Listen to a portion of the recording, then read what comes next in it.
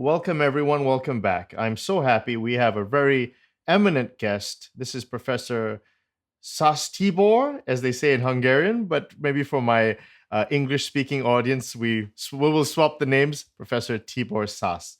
Welcome to the show. Thank you for inviting me for this interview, and I'm very much looking forward to our discussion.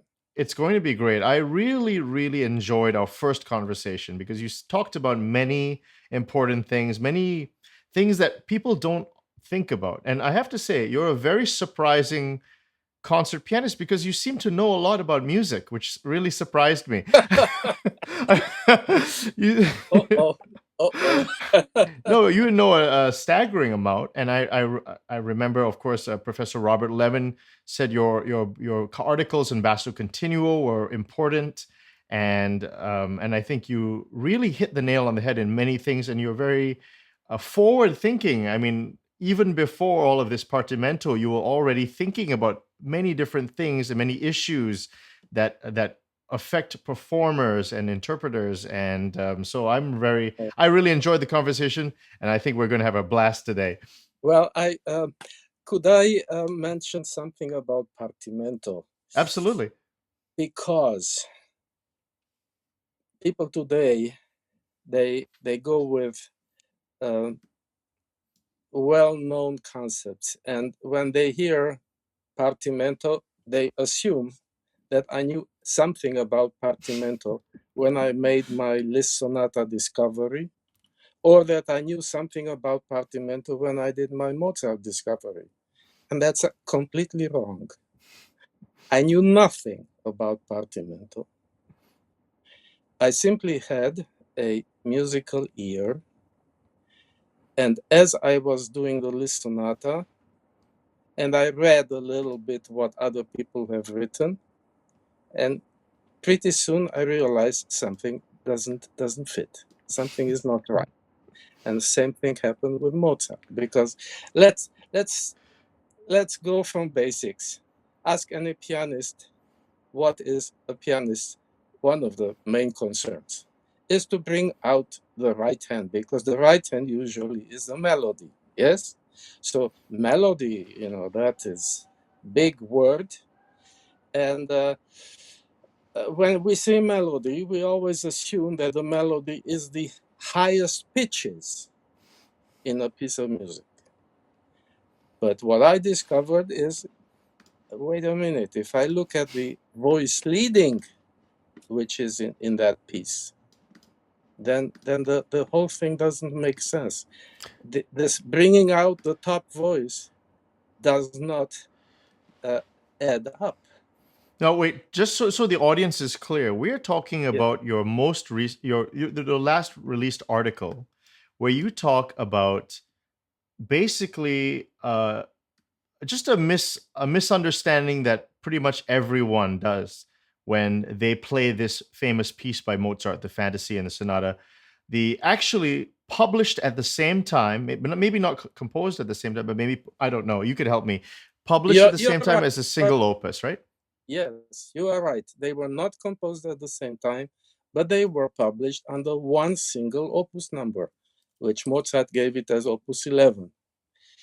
So then the question arises, why did he publish two pieces which he composed about half a year apart? Why did he publish them together? And this is the big question. And then, of course, the next question is, where is the melody? And well, I continue your questions, and then I wish I had a piano here, but I'm upstairs in the on the third floor where I don't have a piano. But I had to come here because the internet here is much better than downstairs, and I don't want to give you trouble. Well, okay, so you set it up very well, and so the the Fantasy and Sonata published as a single opus, and I mean, this is a level of insight that perhaps most pianists don't even think about. Maybe they just see a clump of notes and they just try to go from point A to point B. Well, and you're speaking. Yeah, they have a good reason not to think of it, because Mr. Köchel, who did the Köchel Verzeichnis, he gave them two different numbers. So one number is, and this is funny too, one number is 475 and the other one is 457. So, you know, so of course, a pianist who doesn't know any music history will think that these are definitely two separate works. But Mozart didn't feel it like that, didn't think like it.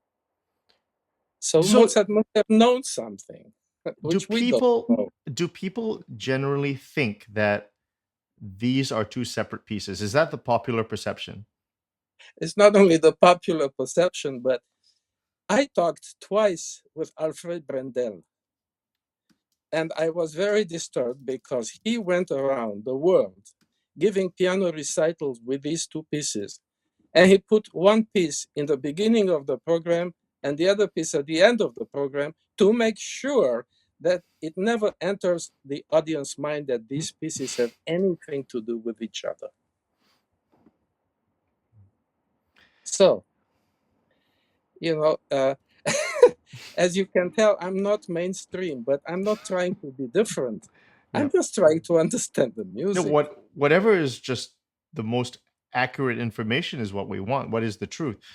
So, what set you on this path? How did you even think about this issue?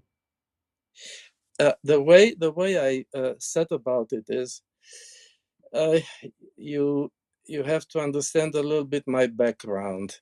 I come from what used to be formerly the Soviet bloc, and we used to hear all the great artists coming from Russia. Well, then it wasn't Russia, then it was the USSR. Uh, and then, because I didn't have a piano there in my grandfather's birth village, I brought with me a complete book of Mozart sonatas, and I had this ability to read music and to hear it. I didn't really need a piano. So I went through all the Mozart sonatas, and as far as I'm concerned, that is where I really learned partimento without ever knowing about it. And I could immediately tell if something was off. I would think, oh, Mozart couldn't have written it like that.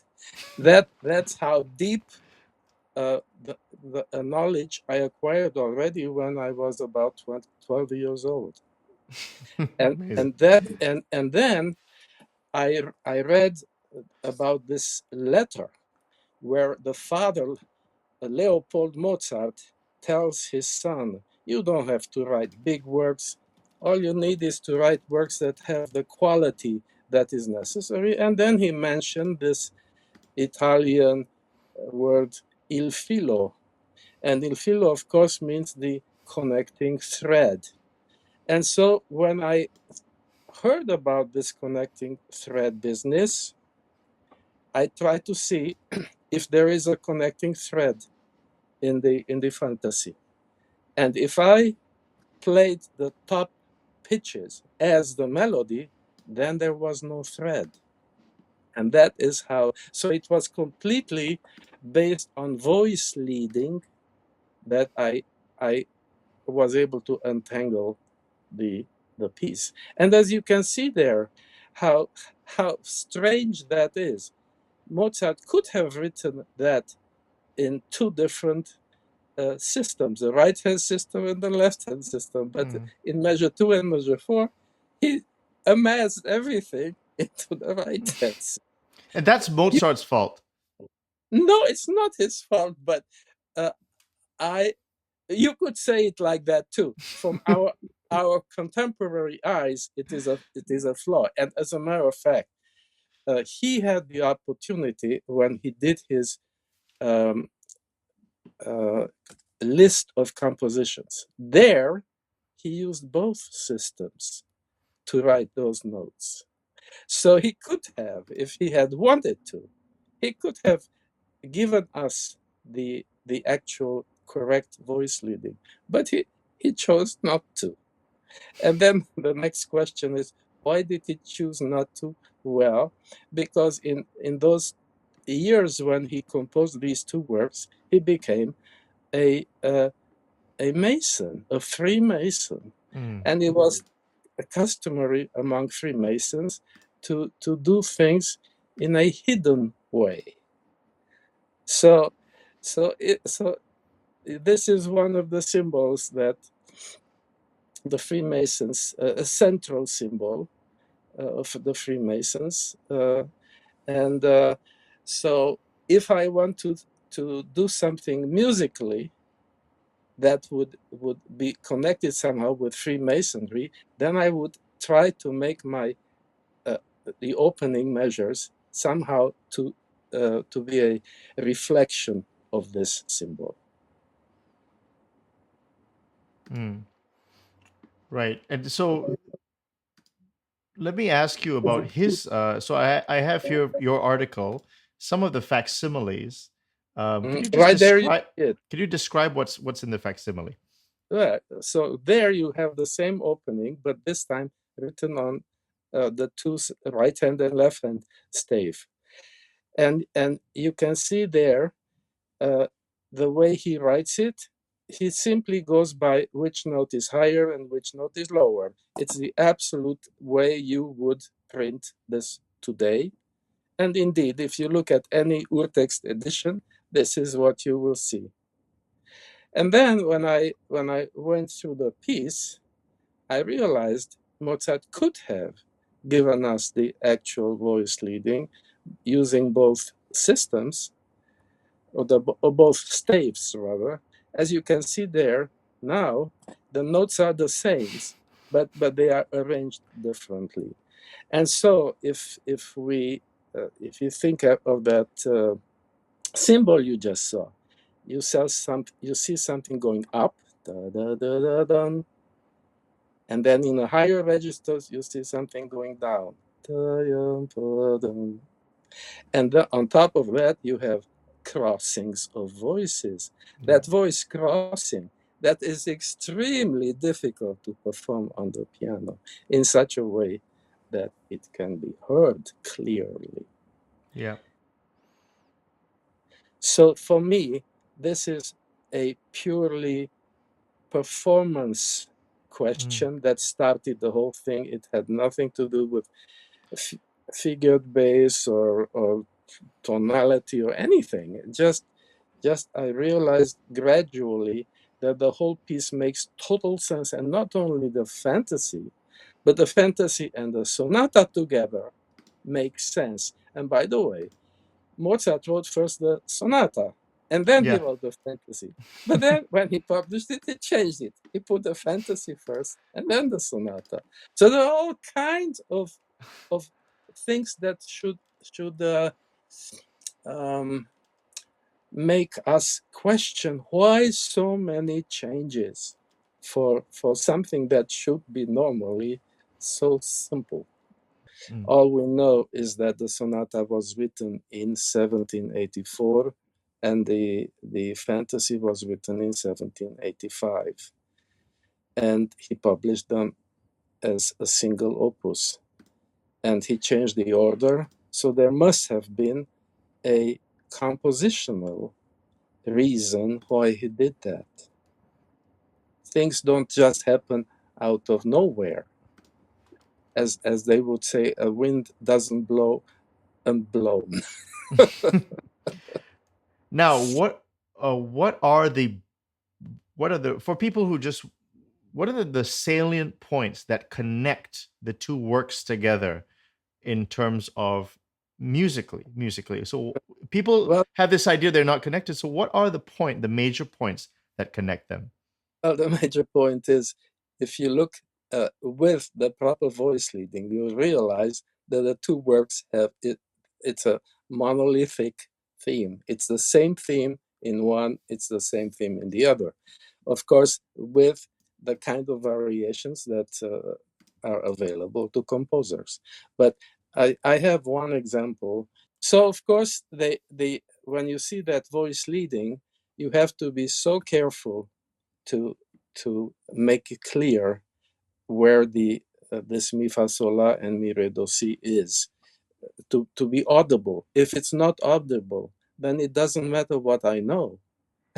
See, the notes are the same, but the interpretation is different. And when I say interpretation, to me, that's not really the right word, because to me, if I think in terms of philo, that's like a law that somehow the whole thing has to be connected, not just in the fantasy, but the two works have to be connected. So Because there's no now, melody, right? If you take out the melody and just play a bunch of chords, it's just yes, exactly. In other words, it's not just chords. That's the main problem with the people thinking about this music. okay. You can see there the differences between the capital letters and the lowercase letters. So if you look at the capital and the lowercase, you will see that the two pieces have all the same pitches. There is an E flat, there is an F sharp, there is a G, there is an A flat, and there is an E flat going to D, going to C, going to B natural. So it's absolutely, it's like bang. You know? It's one of these obvious things. Okay. Yeah, it should be obvious, but you see how long it took, and of course we have lost. Can you explain the scale of the, like, are you, I mean, basically, I mean, this is Mozart we're talking about, one of the most performed composers in history. Right, And right. this is, and also this sonata, I think, a very one out of the all his piano sonatas, this is the one that Beethoven was really inspired by. Probably out of the set is probably one Yeah. of the more famous ones. And it's In fact, it's famous because it's one of the few sonatas in the minor key. We only have the A minor, and here we have the C minor. Let's see, what other minor sonatas do we know? right, Yeah. right. What did other musicologists say about that? Well, I don't know what other musicologists say, but I'll tell you a real story.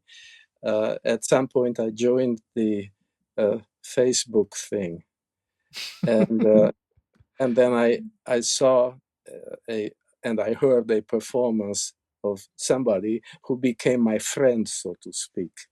Like you click, Facebook okay, friend. Facebook friend, yes.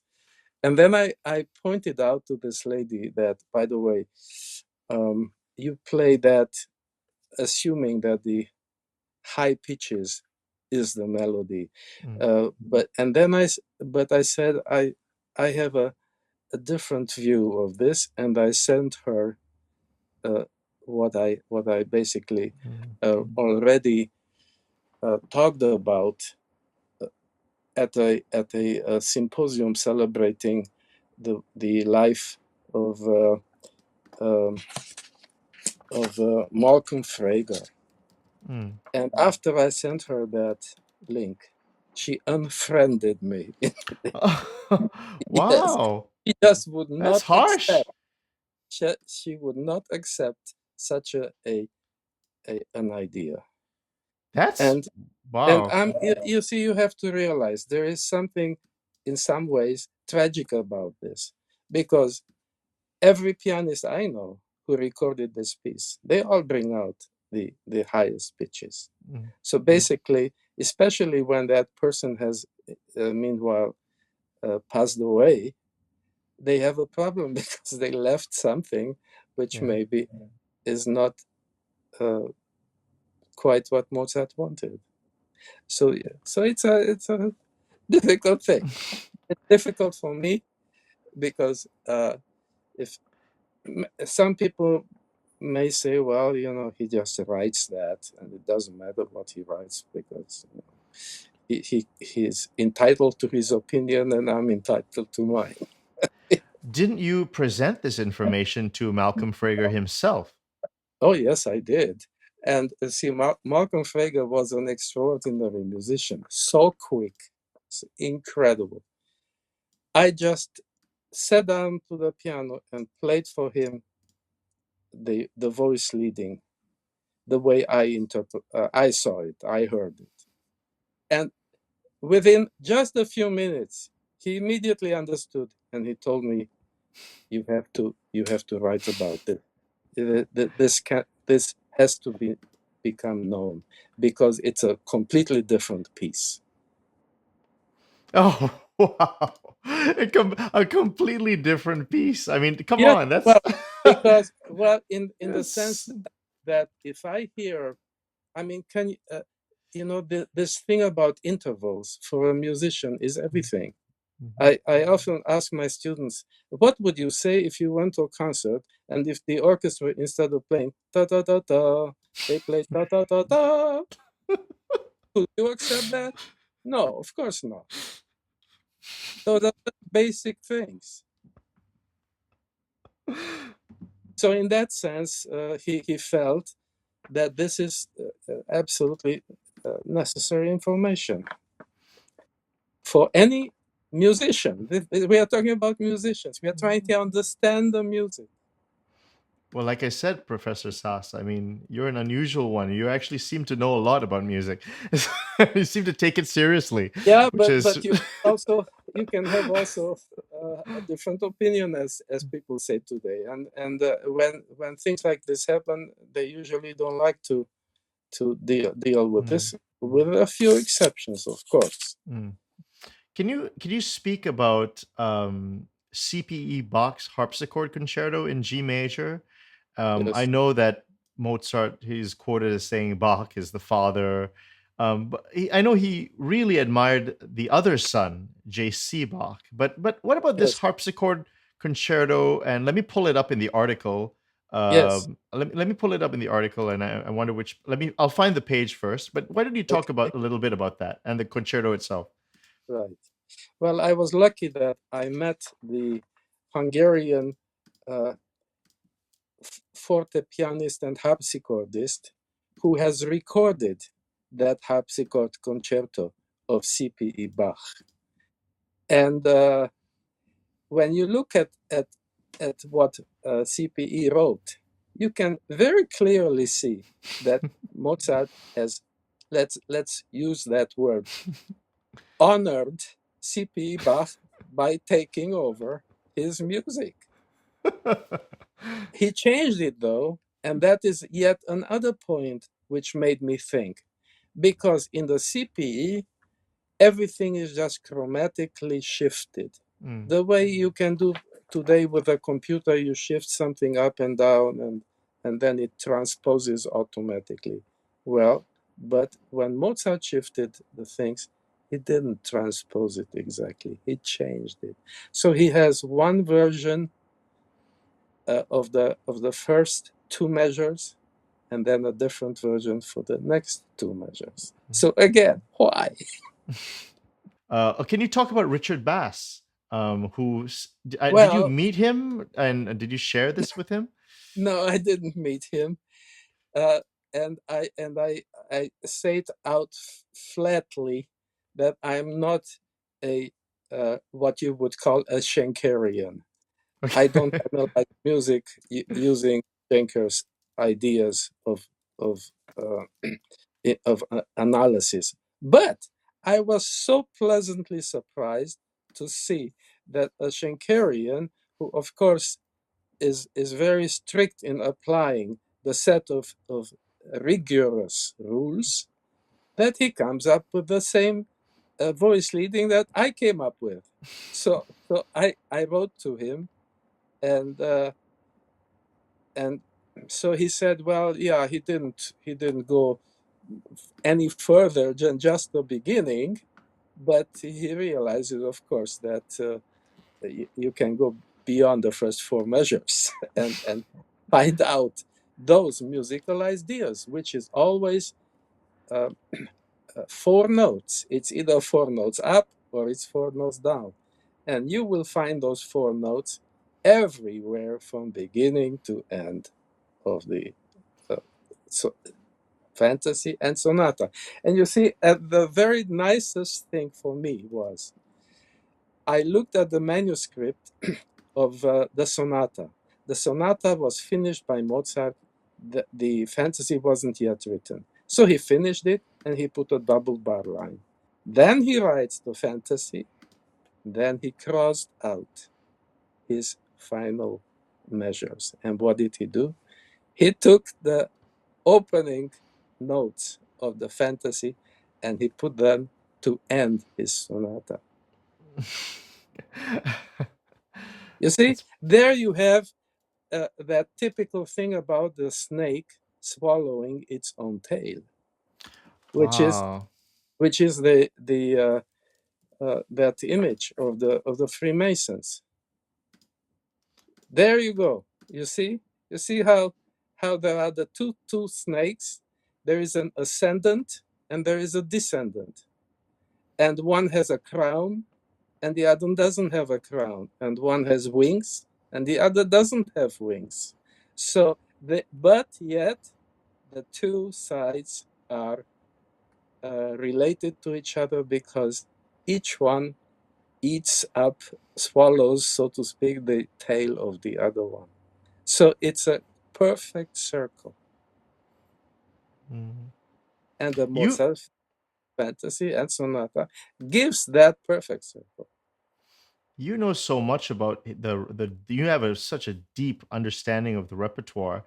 Do you Well, see but you do, know how many years it took? do you how often do you see stuff like this in Mozart? We could just start with Mozart, but do you see a lot of this playing his works Well, over the years? Mozart was the master of il filo. So in that sense, this is nothing unusual. This is just normal il filo. It's Mm. just that it's interesting how he will connect two works to make a one unit. That I have not seen anywhere else. And my assumption is that this connection was indeed having to do with his becoming in 1784 and 1785, he becoming in 1785 already they called him a master mason. Mm. So that was already a higher acknowledgement from Mm. the lodge. And by the way, since you asked me about Liszt, Liszt was also a Freemason in many, many lodges. But of course, those Freemasons were very different from the Freemasons these days. You know, Right. they were really interested in music. They and in doing good things. Uh, you know, for society. I don't think they were so interested in In other other things. Yeah. yet. Okay. You mentioned okay, so Il Filo. So in our Mhm. last interview, I asked you about it, but that was near the end of the interview, and we were That's kind of wrapping up. And right. we had only like 5-10 minutes to really talk about it. And I That's, recently posted an excerpt of that interview about Il Filo, and there were mhm. people in the comments discussing it and trying to understand because in a way, it's you could really take that phrase in many different ways. Il Filo. Is he referring to just composition? Is he referring to other things, granting? So maybe you could really be clear and clarify the definition, or at least your definition of what you think he meant by Yeah. il filo. Well, you know, Gierdingen wrote a chapter on Il Filo, but my analysis and Gierdingen's analysis have nothing to do with each other, because my analysis is based on voice leading and on what that implies. And what it implies is, and this is where uh, Alfred Brendel is absolutely right. He talks more about character than about anything else. So these two pieces have something in common, and the common thing is the character. So there is a gloomy character in this piece, a gloom that you will find in very few of Mozart's works.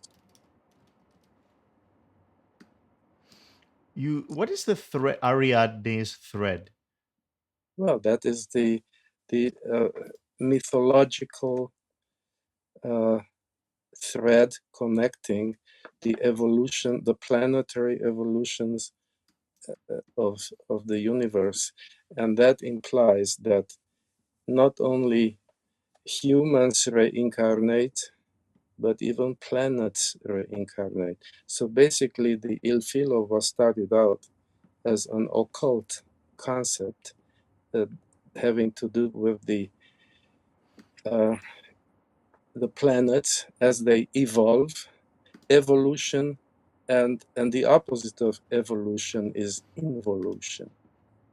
So we have evolution, involution, evolution, involution, evolution. So this is where a planet becomes outwardly noticeable, or in the next time it just disappears as if it had never been there, and then it re-emerges through another evolutionary cycle. So this is basically this is something that goes beyond what normally people talk about. Because Ariadne is a Greek Exactly. Cretan princess. Right. We're delving into aesthetics and something grander, Right. essentially, is what you're saying. Right. Okay.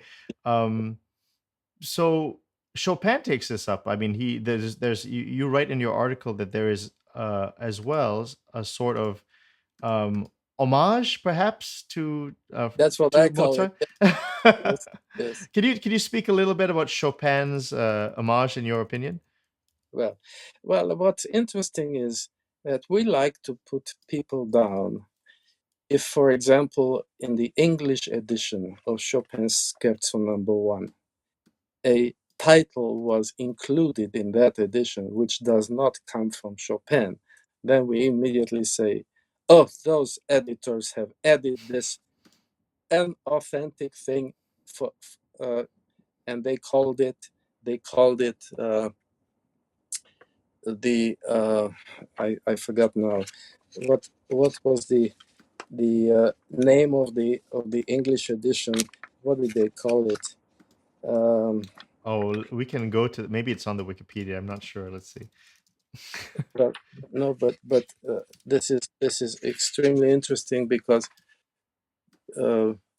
basically that person, whoever edited the English edition, they knew that this has to do something with the diabolical and the divine. And this is when you talk today about the Chopin Scherzo Number 1, how many people will you say that know that Chopin actually used musical symbolism in the same sense as did many other composers? So where you have the tritone and then the Polish Christmas Carol. Well, here is a typical example. Chopin never told us that he used up a Polish Christmas Carol for the middle section of the piece. At But least not yeah, in words, right? yeah, I mean, it's obvious that it's there. It just Chopin never made it public, just as he didn't make it public why at the end, the last chromatic scale, he put what today we would interpret as accents. And you would have a chromatic scale, and in that chromatic scale, you would accent the B and the E sharp. Now, if you are in B minor, I call that a tonic tritone because the first note is the tonic, and the second note, the E sharp, is the tritone. And here is the strange thing. One of the highest, in fact, the highest person involved with Chopin, a Polish gentleman. My student was playing the Chopin scherzo, and at the end made these accents very clear. And what was the reaction of the gentleman? He said, "Oh, forget about the accent. Just play it like one big glissando." Mm. in other words, ignoring the composer's notation, that is considered normal. Look at those accents. Actually, the way Chopin wrote those, he wrote them as diminuendos, because most pianists don't know that in Chopin's time they did not have accents. What? Say that again? Haydn didn't have accents. Mozart didn't have accents. Chopin didn't have accents. Accents started coming into use at the end of the 19th century. There was no accents before that. And so what Chopin wrote is, whenever he wanted an accent, he wrote diminuendo signs. And the diminuendo became eventually an accent. You'll find this in Schubert. If you look at Schubert's manuscript, you'll see there too. Wow, that's a bombshell. And you see, we also have the tritone thing. If you look in the beginning of the Chopin scherzo, you have E sharp, F sharp, B, and then he reverses it, E sharp, F sharp, B. But you see, if you count in three, then it's 1, 2, 3, 1, 2, 3, 1, 2, 3, 1, 2, 3, 1, 2, 3, 1, 2, 3, 1. So you have the 2 against the 3 already. This is all symbolism.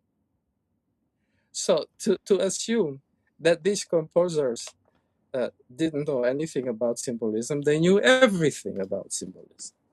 But rather than doing what they wrote, we tend to say, oh, I'll just play it like a glissando and make a crescendo. That's all. So again, it is for me, everything I write, as I told you, I'm not trying to be different. I'm just trying to understand the music. And it is because of that I ended up spending a great deal of my life, because I really don't know how to write. So every time I publish something, first I go and send it to various people to make sure that it's more or less understandable. So it's clear what I'm trying to say. You said things that could be very helpful for students is to perhaps to look at the arrangements of Haydn's symphonies by one J.P. Salomon, and maybe to look at the figured the continual figured realizations. I think are those accurate? 'Cause sometimes some people have said maybe the figures don't always match the realization, and we don't know exactly if the was it done by him or do we know the hand? But what can you give a little bit? Yeah. When we say realization, then we mean that there are no figures present. So we know that Haydn accompanied the performance of several of his symphonies playing Basso Continuo on the fortepiano. And of course, back in those days, you had two conductors. You had the violinist who conducted with his bow, and you had the pianist who played the Basso Continuo. So, of course, when you have a situation like that, then Salomon is right next to Haydn, and the two of them conduct the ensemble. So, for us to assume that Salomon didn't really know what he was supposed to do, well, but he was right next to Haydn. So he was a fantastic musician. So why doubt? Yes, okay. I found some mistakes, printing mistakes, but it's only printing errors. That's all. It doesn't mean that Salomon didn't know. And by the way, this is the beautiful thing. How many violinists today would be able to make a continual realization? Tell me. Well, if they don't, they have to play the keyboard first. So you see, back then you didn't have all the TV and all these things that took you away from music, but you really would be surprised how much those amateurs knew about music back then. That was their life. They had not much else to do. Wonderful. Speaking of, Look at yeah, go ahead. Mozart's sister. She was basically an analphabet in the beginning. She didn't know anything about anything. But gradually, she learned everything about music, and she became one of the most sought after accompanists in anything, in orchestra, in chamber music, in song, everything. So these things can gradually be learned, and it doesn't matter whether you see, here is the the big sad thing today. They have brought out already the facsimile edition of Beethoven's handwriting of the full score of the Emperor Concerto. And in that first measure, Beethoven puts a huge figure 5 above the bass. And if you know what that means the pianist is supposed to play that first chord. How many pianists do you know who play anything during the first measure of the Emperor Concerto? They don't do it because they got this completely wrong idea that a concerto means a boxing match between a conductor and the pianist. It's absolutely ridiculous. The pianist is a member of the orchestra, so when the orchestra plays that first chord, so-called orchestra, then the pianist plays both in the right hand and in the left hand. The pianist plays a B flat. Now, if you want to look carefully at the orchestration of Beethoven, are there any B flats in the instrument? Not one. So the minute you don't play the B flats on the piano, you do something different than what Beethoven wrote. Right. I'll go one step further. In the fifth Brandenburg Concerto of Bach, we have two different versions of the piano part, written out by Johann Sebastian Bach. One is an early version. The other one, the one dedicated, is a more elaborate one. Well, in the first one, you definitely have, because it's in D major. So the only person playing that A, which is the fifth, is the pianist. Bach too orchestrates his orchestra exactly the way Beethoven did, with no fifth in the harmony. He gives the fifth to the Basso Continuo. Wow. It's just absolutely amazing. You think what's the common thread between the opening of the Emperor Concerto and the fifth what is it? Brandenburg Concerto of Bach. Oh, this is not the manuscript. This is the first version. Well, you see there, you don't have this is just the orchestral thing, but you don't have, this is not Yeah. the solo part. Bach wrote the solo part, and he in the solo part he put in those notes that are not there in you see. So that's again, this is typical thing. You show me something, but that's not all what Bach wrote. There are important things missing in the Brandenburg Concerto and missing in the Emperor Concerto. So, Professor Szász, if a new student comes to you who is not a great pianist but doesn't know about Basso Continuo, how would you suggest they learn Basso Continuo? Yes. Well, I'll start with the bad news. Okay. I have for 30 years now tried to teach different students how to do Basso Continuo. And some of them eventually learned what notes to play, what would be the right way to improvise or that Basso Continuo, or if necessary, even to write it down and have something, to guide you. And the minute you hear them, either with a second piano or with an orchestra, try to play Basso Continuo, you know what happens? doesn't work. And you know why it doesn't work? Because these people have no chamber music or ensemble experience. And if you don't have ensemble experience, you better not play Basso Continuo, because you can immediately tell that what you are doing there, you play the notes, but it has no connection with the orchestra, so-called orchestra, because you should be a member of the orchestra. And this is the problem. People don't understand that in a concerto or in a symphony, and I mean symphony, I mean there we have the Haydn symphonies, there was always a pianist involved. You had a job, you had a paid job, so to speak. Today we have nothing. We don't get paid for being a member of an orchestra. Wouldn't it be nice if somebody hired me to continue in the symphonies of Haydn, Mozart, Beethoven? You know? So you're saying in even like Mozart G minor symphony or the famous ones, there would be somebody on a forte piano playing basso continuo. Well, that was a norm. I mean, when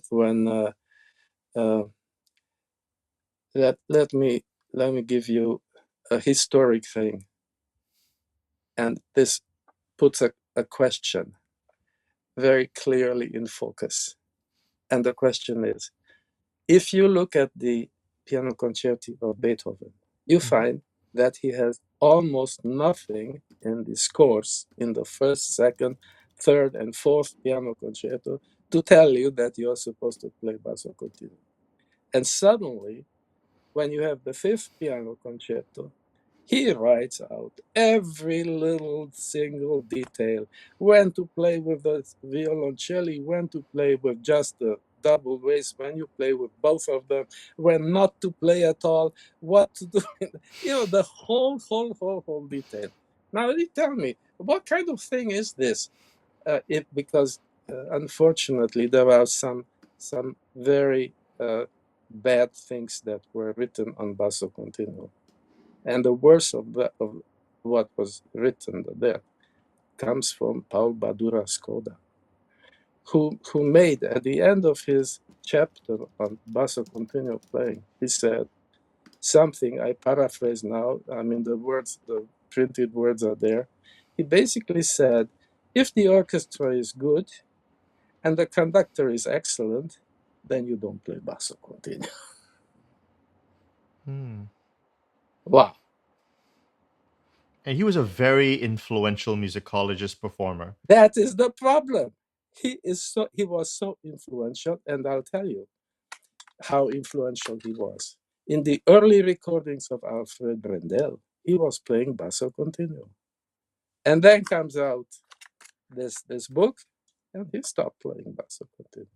Because if you do that, you're not Because accurate. if you do that, you're just the conductor, you are no good. That's why I need to play the Basso Continuo, because you're no good.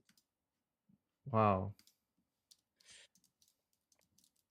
That's huge. I mean, that's enormous. The implications for that for classical performance. I mean, just take that out. Well, I'm lucky. I have had a few conductors with whom I played Haydn and Mozart concerti, and I was supposed to play a Beethoven concerto too.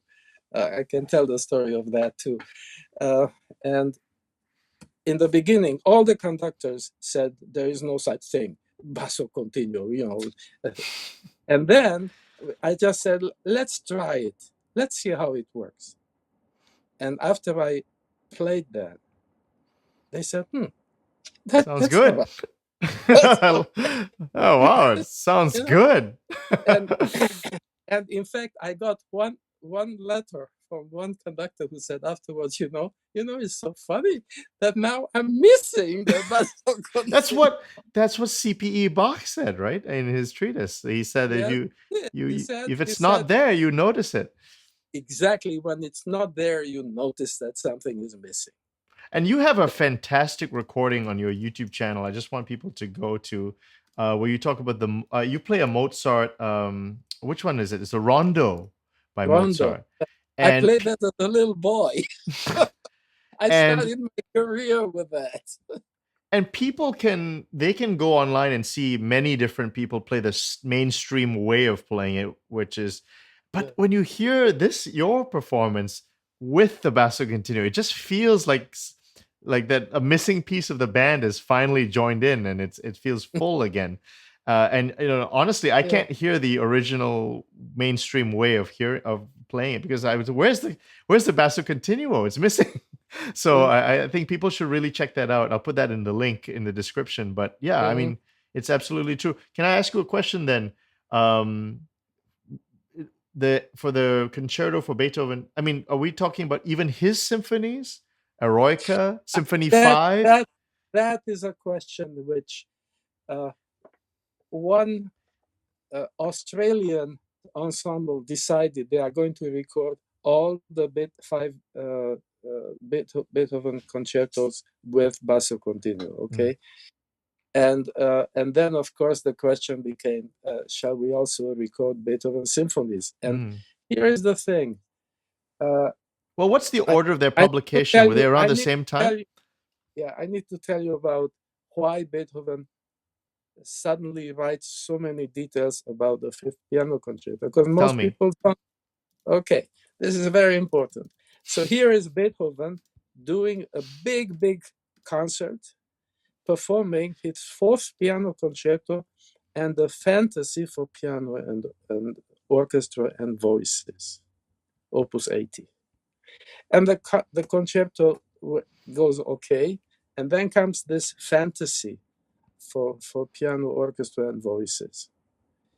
And at some point in the music, Beethoven switches from a normal 4 measure periods to 3 measure periods. And then something happened, and the thing started falling apart. And there are plenty of um, people who wrote about this. Imagine that even though Beethoven was already somewhat deaf, but he realized that the ensemble is not working together. So he jumped up from the piano, and there were then where they didn't have electricity, so they had 2 boys holding candles, and he started waving with his arms, and he knocked both of those boys, and they fell to the floor. And then the whole audience started roaring with laughter.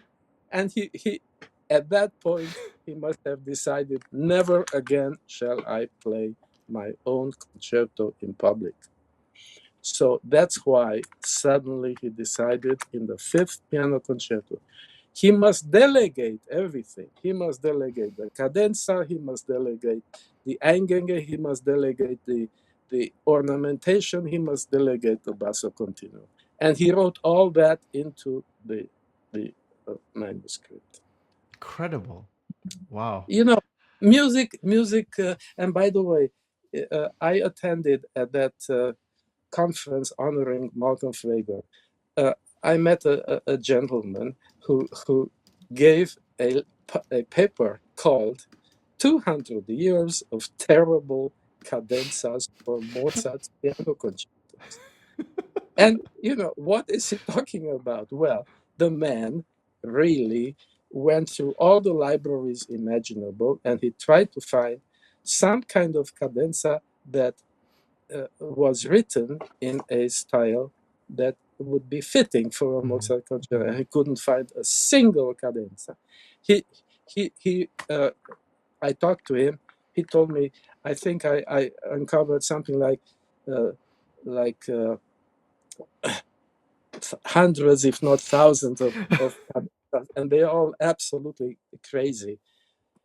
Were they And like then romantic, very? they were romantic, and there was even one cadenza which was like a 12th in a 12th tone style. You know? So uh, yes, Nothing, so nothing fitting for nothing of that fitting, not period, of that. Interesting.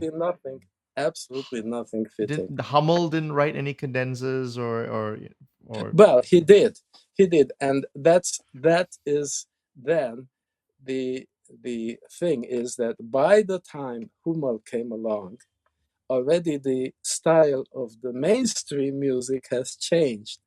So Hummel's piano writing was less restrained than Mozart's. Mozart is basically a composer who was able to make a point with the fewest numbers of notes. When you go beyond him, notes start multiplying themselves. Yes. The emperor would not have. I mean, the emperor said too many notes to Mozart. So imagine what emperor would not have liked what came up next. Yeah. Yeah. Okay. But Yeah, yes, go go ahead. ahead. No. Go ahead. You're Oh, finishing a I thought. was just going to point out that in the beginning of the Emperor Concerto, there's a beautiful thing about performance practice. So here you have the first chorus, every orchestra, and of course pianist also is part of the orchestra, so everybody plays. Then you have these arpeggios, and then you come to the subdominant. And what did Beethoven do in the subdominant? He plays the chord, then he puts rests, but what does he put under the chord? He says pedal. In other words, he introduced this idea that a pianist does not have to hold with his hands the sound. He can just use the pedal, and the pedal can carry the sounds through. It's the typical romantic pedal use. It was introduced by Beethoven. Wow. I mean, this is Because yeah, incredible. yeah, This is yeah, incredible. it's incredible. Yes.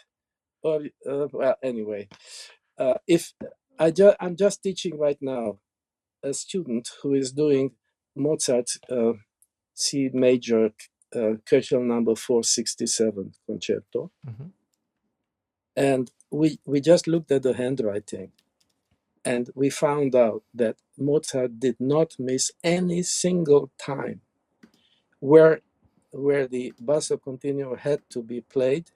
He wrote it in very clearly, call B, and then B double dot, and double dots back then meant an abbreviation. So call B meant call basso, and you were supposed to play it, even though in the piano part itself, there are no notes, because that was a time-saving device. The composer only wrote out the string bass, and then he put in the piano part call B and double dot. And that meant, of course, I don't want to have to write out twice the same notes, so Yeah. I'll just put it in the strings. And by the way, I discovered one document of Mozart where he didn't put the bass notes into the string part. He put it in the piano part, and then he wrote to the strings call that you play with the piano. Yes. Wow, a So there reverse. you tell, you know. Wow. I wanted to ask you, did you Robert Levin, you mentioned him just now. Yeah. Did you tell him about this fantasy and sonata? What did he say about that? He knows everything about all these things. I mean, In you his new know, edition, does he talk about because that was, I guess it's not a sonata, it's part of it though, but did he, which one you mean because now? remember the fantasy and sonata, I think does the Yes. sonata have that also that voice leading, or is it just the fantasy? Oh, well, the the voice leading in the fantasy is unique in the sense that it Okay. crosses voices. Okay. You have voice crossings which you don't have in the sonata. So Okay. that's Okay. But he but knows, right? He knows what you're what you absolutely. I mean, Robert Levin is just about the only person nowadays who plays basso continuo in all the classical works, yeah. and he can actually improvise. He was a student of Nadia Boulanger. I mean, anybody who studied with Nadia Boulanger would certainly know how to do a basso continuo. Yeah. I remember one little incident. Robert came to play here in Freiburg a Mozart concerto, and then he added the cadenza that he improvised using a style similar to a Saint-Saëns thing. And then I told him, hey, why do you end up the cadenza that way? Why don't you just do the usual trill on the dominant seventh and then finish the piece? And of course we laughed at the whole thing. And then he just said, well, anyway. So I just felt like it. I mean, you can talk with people who know, and other people would get angry. And Yeah. Okay. You brought up Nadia Boulanger. You met her, and in fact, not only that, she praised your performance of a Debussy well, piece. Can you talk about that? that was a thing that back when it happened, I didn't know who Nadia Boulanger was. Oh, Again, okay. you see? Okay. So this old lady comes to me and says, "By the way, I liked your Debussy performance of the. I played Étude pour les notes répétées, Mm, Etude for repeated notes," and she noticed.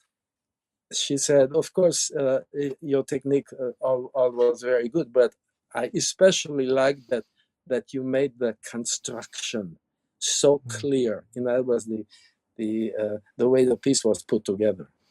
mm. And of course, now I I'm very proud to have met her, even if this incident was no more than half a minute. Yeah.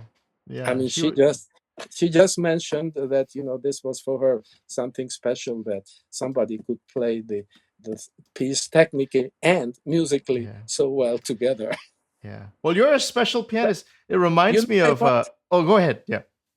I was then 1967. That was at the UNESCO International Piano Competition. I was Ah. 19 years old. Wow. That Yes. reminds me of like Gottschalk playing in front of Chopin, and then Chopin going to shake his hand, and wow, you're gonna be, yeah, you're great. Yes. Yes. That just, it's got those vibes. Right. Right. Um, You're Hungarian, so I want to ask you something. There's somebody Yeah. that I, I guess recently discovered, and he's really a great musician, a famous one, Ernst. See, I'm gonna butcher the name, so I just want you to say the name for me. You know him, of course. Featured Oh him on your yes. channel. Okay. Well, in Hungarian, we would call him Doknányi Ernő, but Okay, he then to make the things easier for the Western audiences, he took on this Ernst von Doknányi, because see, when you have the word von, usually it implies some kind of uh, uh, like like aristocratic, exactly. like And I don't Ludwig think. van Beethoven. Yeah, exactly, exactly. So Right. So I just thought he was. I mean, I was just looking for people who were good at sight reading, and I was just exploring sight reading. And he's, of course, a ridiculous musician, composer, sight reader. But did you know? Can you tell me do you have any connection with him? Can you speak about him a little bit? I'd love to get well, your insight, because you probably have a much better insight to talk about him. well, uh, there is one person in the world who has not only become a who has not only written a uh, excellent biography in 3 volumes about Liszt, but this is Alan Walker.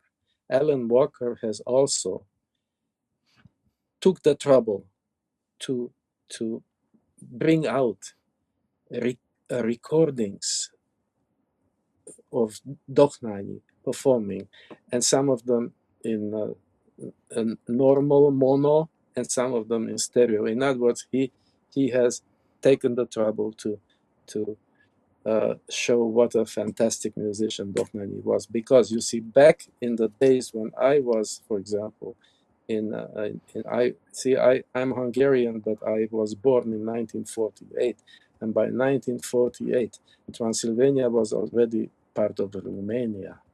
So, so I've never was able to know anything about Dochnani, because back in those days, Dochnani was a forbidden composer. You couldn't play. Yes, it Wow. was forbidden. He became the only country which didn't bar his compositions to be played is in England, because he concertized so much in England, and when those people heard things, false rumors about Dochnani being an anti-Semite, they just laughed about the whole thing. They couldn't take that seriously. And so Dochnani only became known after he emigrated to the United States of America. And then he started teaching in Florida. And that's how today now there is no more anything against Dochnani. So Rehabilitated. But he's a have, monster musician. I mean, a yes, ridiculously and the only thing I can say to skilled. you, yes, one skill I don't have. I'm a terrible sight reader, and I'm angry at myself because I could have taken a sight reading class of one of the greatest accompanists ever, and he told me, "Oh, my class is already full. I'm sorry." And then I could have asked him that, "Won't you let me just sit in your class and listen?" Well, I was too literal. So, I think you're too modest, but I but mean, no. I don't know how to, and there is a reason also for this, because I have such a quick memory that very often after I play something, I already have most of it in my memory. So to speak, I don't have time to sight read. is it photographic? No, it's not at all. Okay. I hear it in sounds. And you have absolute pitch, so that will help, I think. Well, this is also a double-edged sword. I remember when the first time my grandfather wanted to introduce me to Americans, but my grandfather only had a Viennese grand piano. And the Viennese grand piano was half a step lower tuned than the normal. Baroque. What is that? No, Yeah. so Yeah. 415. I studied I started to try to play on it, and I found myself that I started transposing things half a step. By the way, I had an amazing ability to transpose. I could transpose anything into any keys very early on How do you? in my life. How? Is that just a gift from God? What happened? Yeah, I got a gift from God. Because and I also had the gift of seeing music and then hearing it inwardly. I didn't have to have a piano to Wow. this. And then the way I found out about this, what a nuisance this was, Mhm. that I tried to sing in a choir, and if the conductor didn't give the exact pitch of what the piece was written in, but put it a little higher or lower, Yeah. I couldn't fucking sing with them because it bothered me. How can I say no when I'm singing me? So and then and now I'm 75 years old, and I have a very interesting phenomenon to tell you about. Yes. This is a phenomenon that happened to Richter. Richter was, and I talked to a person who was at the concert. Richter was playing, well, Sviatoslav Richter, right? The famous. yes, Yeah. Richter, yes. He was playing the well-tempered clavier, and suddenly this incredible shout, and he walked off the stage and he brought in the music. Because Richter started having this problem of hearing all the pitches higher than written, half a step higher as he got older. And then I found out, reading about this concerning Prokofiev, can you imagine that the old Prokofiev, before he passed away, he was hearing everything 2.5 notes higher than it actually was. Wow. It's a tragedy, and I have now that problem. If I don't, if I hear normal sounds, everything is half a step higher. but I have still the ability, because of my relativity. I can say to myself, okay, you hear that, but doesn't matter. Now imagine that is something else. And then once I tell myself, okay, that's a do, then it's a do. Then I can deal with it. Another thing was with this Chopin fantasy, that where I think of it as a homage à Mozart. Yeah. Well, I'm playing that fantasy. By the way, this is a very important thing. We're putting down this English edition because they added some programmatic words to the title. But if you look at the editions of the Fantasy of Chopin, Opus 49, you find that in England, it was advertised as being in A flat major. Yes. This is what I wanted to ask you. Yeah. Why is it in F minor? In France, where Chopin was, in France, it was advertised also in A flat major. And in Germany, we have the manuscript which served as from which they actually published the piece on German territory. And there is nothing in it to say that piece is in F minor. So this whole thing about the F minor where fantasy. did that come Yeah, from then? well, yeah, people just put tags because they see that the beginning is in F minor, or they think it's F minor, because you know what I said, an F, A flat, C. In what tonalities do you have it? You can have that as the sixth degree of A flat major, or you can have it as the first degree of F minor. And so they saw that they interpreted the first chord as being in F minor, and they called it from then on Fantasy in F minor of Chopin, which is nonsense. Who did that? Where did that come from? I don't know. Just people assume, in the days of Mozart didn't say piano concerto in C major. Mozart had a different method. He said XC, and XC means starting out of the key of C. That's all. No key, no tonality given. Oh, you're dropping all these these musical red pills. It's very important. It's absolutely very important to realize how that in the minds of the old composers, they knew exactly that nothing has, this is my basic definition to students, nothing has in and of itself any identity. And they knew it. I did. You are dropping these red pills, these musical red pills. Crazy. Oh my goodness. Okay, what did I wanted to ask? I wanted to ask one thing, and I just kept going on and on. I kept asking you more questions, but I guess the question what was it was regarding uh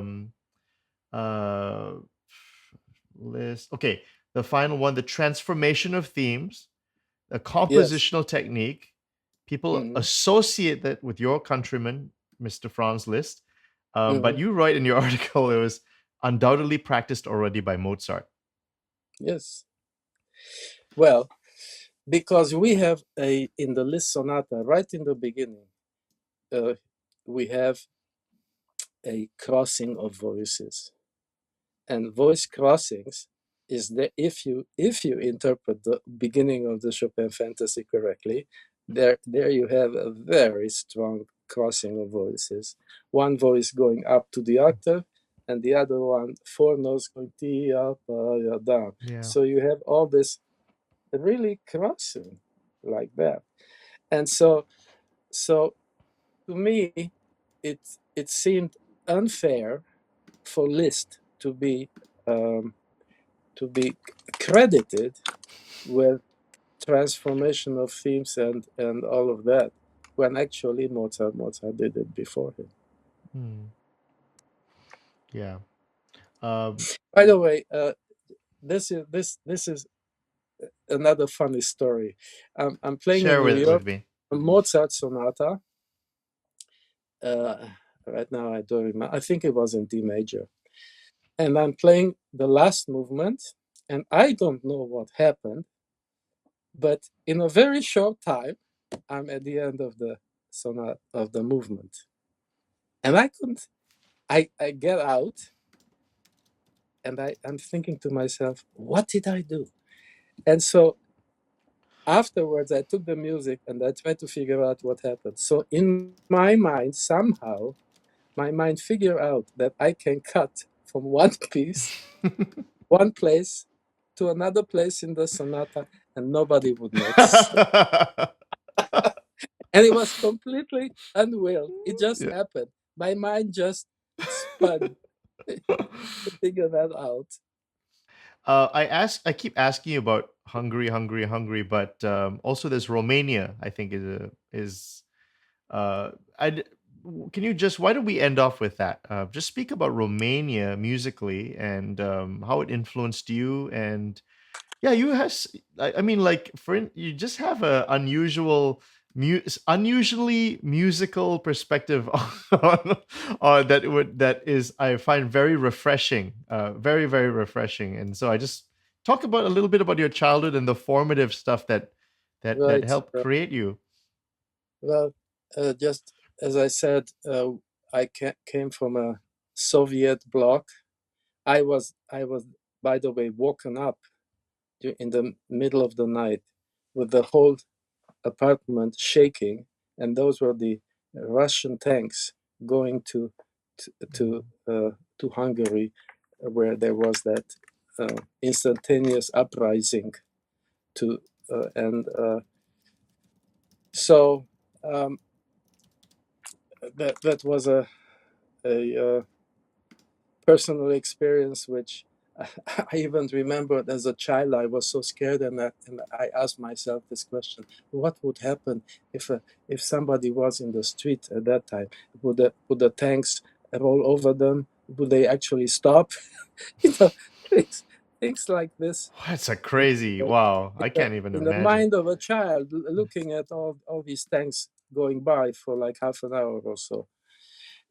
Well, anyway, I'm That's very 56. Is that lucky. right? 1956. So 1956 you was were a like very 8 years old, 7 years old, something yeah, like that. yeah. I was a little boy, and Okay. and I'm lucky to have had uh, a piano professor in Romania, because, as I said, Transylvania used to be earlier Hungary, but then it became Romania. So I was lucky to have had a piano professor at the conservatory in my city of birth, and she was such a fantastic musical influence that if you ask me where did I get my major education as a musician, as a Mm. pianist, everything, I got it from those people.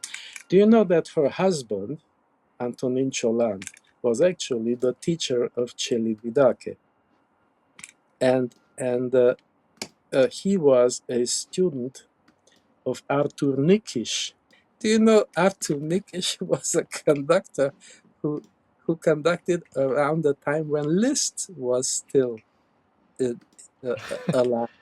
I mean, Really? perfect. I have that book. Yes. Uh, so she, this Romanian lady, she has she's gone through all kinds of music schools, the Russian, the German, the Austrian, the French. Her last two teachers were Lazare Levy and Alfred Cortot in Paris. Oh wow, okay.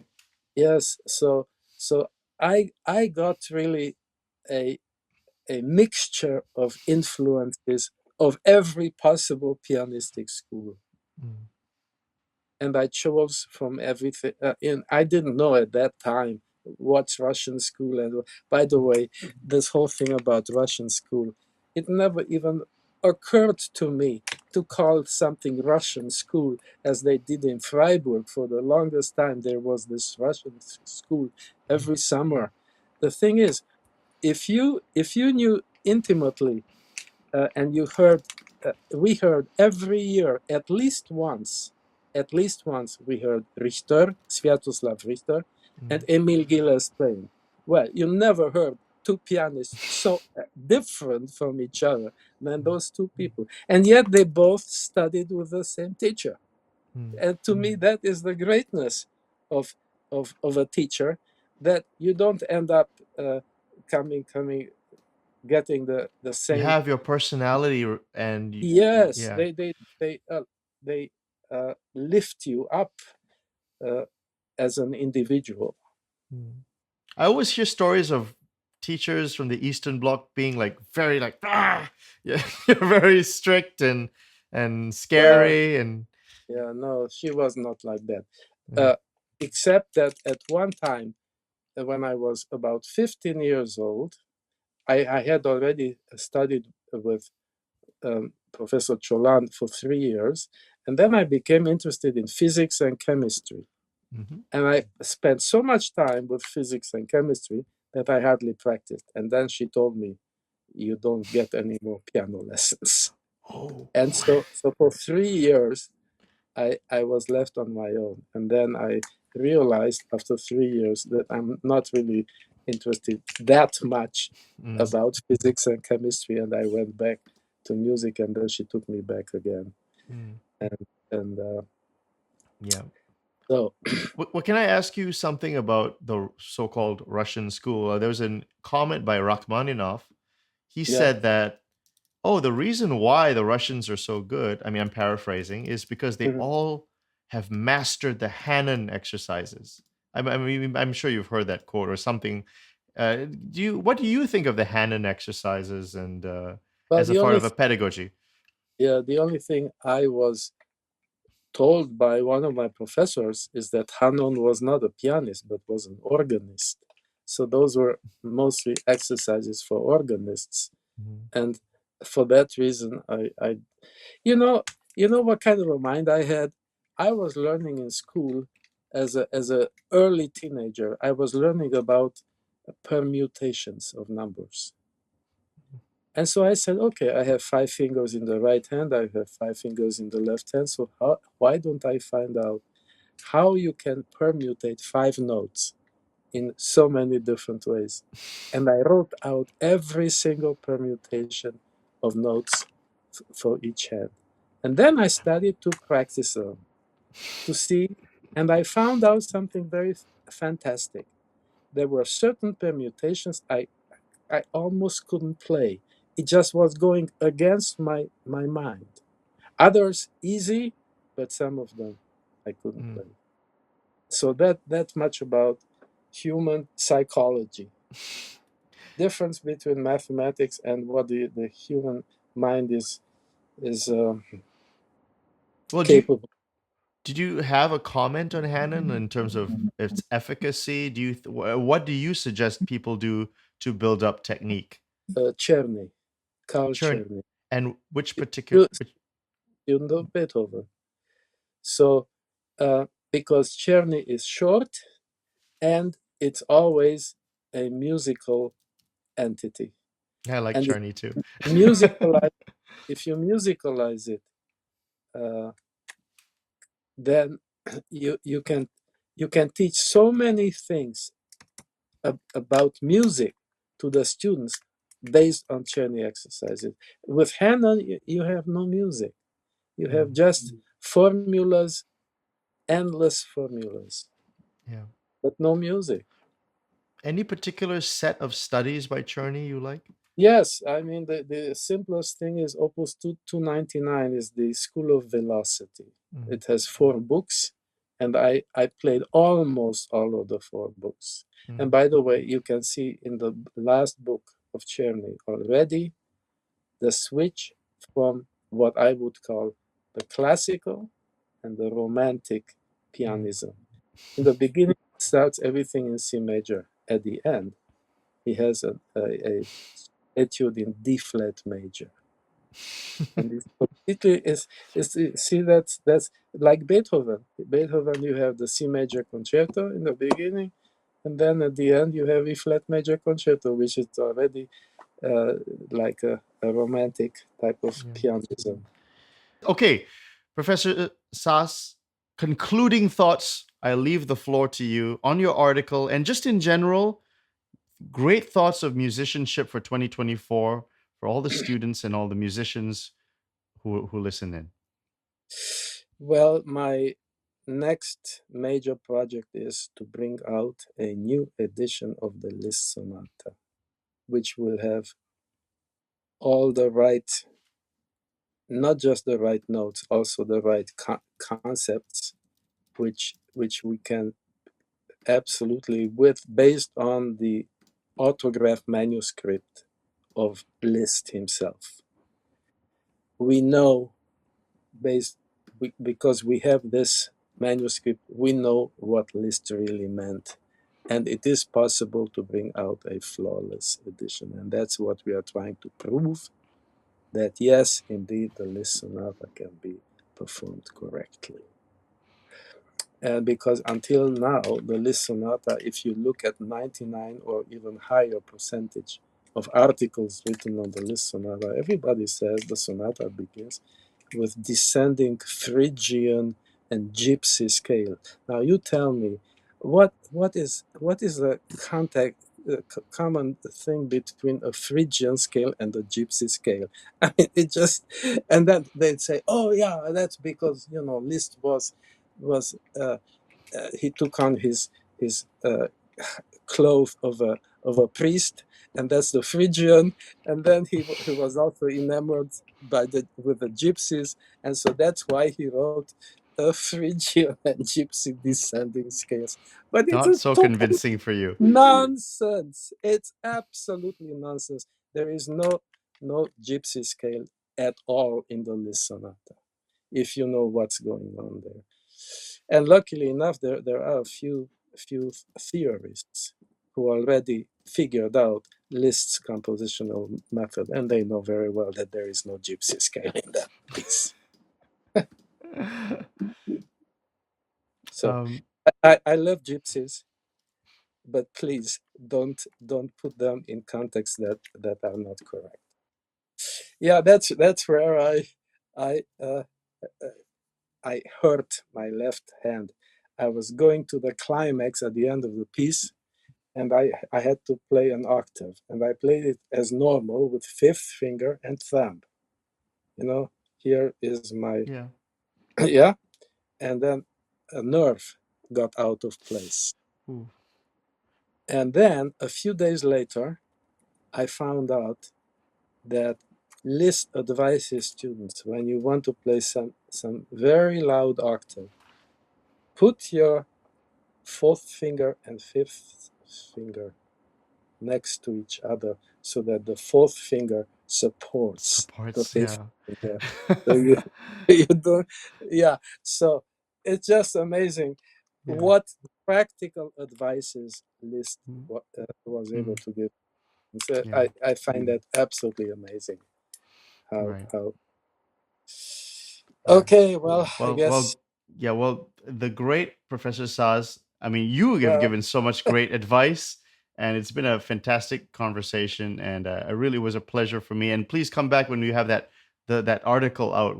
I'd love to talk to you about that article. well, the article will come out probably end of February, but our edition, that will take some time. So, Okay. and of course, we need to find a way to have it published. So, The great Professor Tibor Szász. yeah, Thank you so just much, sir. And don't don't add great. Okay, just you can no, no, no. I remember I said no, like no. Maestro Cyprian Katsaris. He was the same as no, don't call me this. No, no. No, I think the respect is due. And thank you so much for being Thank on the you. show and your great articles, which I encourage people to read. Professor Sass, thank you for being on the show. Thank you very much, Nikhil, for having me on your show. It's really nice to come back and with new experiences that have happened. How many years ago were we? Oof. Yeah, 2 year over 2 years ago. And it was only audio. is that all? Yeah. Oh my goodness! It sounds like so much has happened in those that short time. Okay, well, thank you There so will be a much. third. I am sure there will be a third as well. Okay, All right, okay. Professor Thank, Sass, thank you so much. thank you very much.